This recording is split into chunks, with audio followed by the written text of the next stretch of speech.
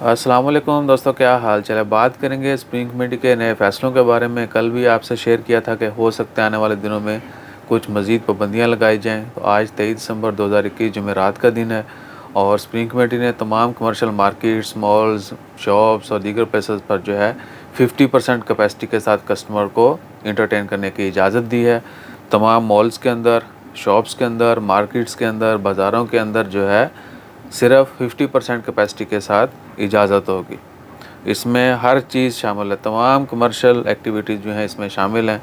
बेशक वो barber shop है, दर्जी की दुकान है, मॉल है, कोई भी स्टोर है, कोई बाज़ार है, तमाम तरह की कमर्शियल एक्टिविटीज़ पर सिर्फ 50% कैपेसिटी के साथ कस्टमर को एंटरटेन करने की इजाज़त होगी, एंट्री की इजाज़त होगी।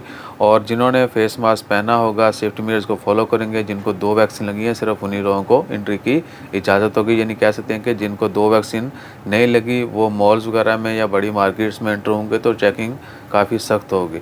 आप जो है लाज़मी तौर पर अपनी वैक्सीन भी कंप्लीट करवा लें ताकि कहीं पर एंट्री के लिए आपको कोई मसला ना हो। और ये रूल आज से अप्लाई हो चुका है। बाकी अल्लाह ताला खैर रखे। जुमा की नमाज़ का था डर के कहीं वो ना बंद कर दी जाए, लेकिन फ़िलहाल जो है उसका मतलब कोई अपडेट नहीं आई। इंशाअल्लाह ताला खैर जुमा की नमाज़ जारी रहेगी।